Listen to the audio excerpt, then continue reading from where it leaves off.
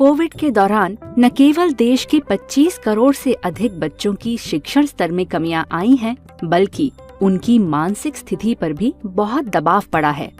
इस स्थिति से उभरने के लिए उत्तर प्रदेश में निपुण भारत कार्यक्रम द्वारा हम 3 साधन प्रदान करने की कोशिश कर रहे हैं। पहला, सामाजिक और भावनात्मक गतिविधियों का जुड़ाव। दूसरा, बुनियादी दक्षताओं पर फोकस। और तीसरा, आंकलन के उपकरण।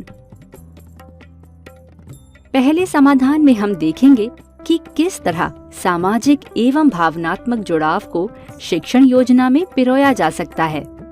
कोविड के कारण बच्चे ऐसी मानसिक स्थिति से गुजर रहे हैं कि हम ये उम्मीद नहीं कर सकते कि बच्चे घर की मुश्किलों को भूलकर ध्यान और रुचि से पढ़ने लगेंगे। ऐसी स्थिति में बच्चों के मन का बोझ हल्का करने और उन्हें उत्साह के साथ शिक्षण में जोड़ने के लिए हम कुछ इस तरह की गतिविधियों का इस्तेमाल कर सकते हैं, जैसे 1. अभिव्यक्ति के अवसर को बढ़ाने वाली गतिविधियाँ, जैसे अभिनय, रोल प्ले, कविता, कहानी, खेल। 2. भावनाओं को पहचानने और व्यक्त करने की गतिविधियाँ। 3. कक्षा की नियम बनाने संबंधी गतिविधियाँ। इस समाधान का इस्तेमाल आप कक्षा के समय में ही आसानी से कर सकते हैं, जैसे हर दिन की शुरुआत कविता या कहानी से करें।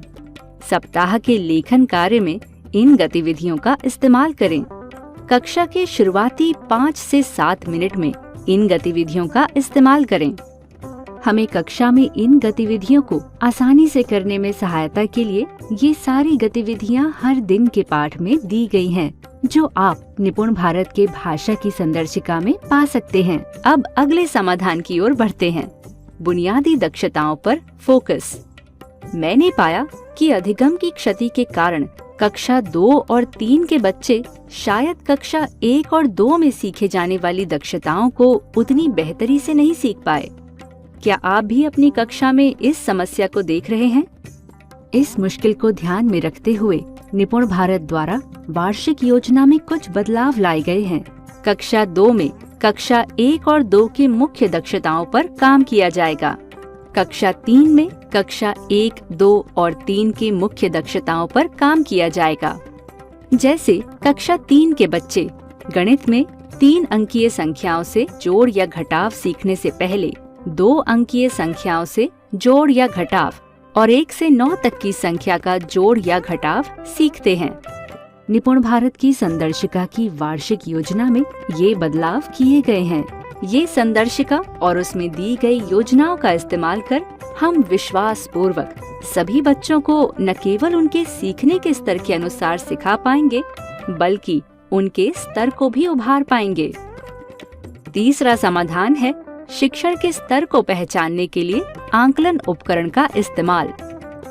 संदर्शिका और कार्य पुस्तिका की मदद से हम शिक्षक आसानी से पहचान पाएंगे कि बच्चे कौन से स्तर पर हैं। इसके लिए शिक्षक को संदर्शिका में कई अवसर दिए गए हैं, जैसे दैनिक शिक्षण योजना में दिए गए सवाल, साप्ताहिक आंकलन जो हर सप्ताह के अंत में होते हैं, सावधिक आंकलन जो हर साल में 2 बार होते हैं। इस जानकारी से हम शिक्षक पहचान पाएंगे कि कक्षा की शिक्षण प्रक्रिया में बच्चे कहाँ पर हैं और बच्चों को किस प्रकार की सहायता की जरूरत है। आइए इस वीडियो में समाधानों पर एक नजर और देख लें।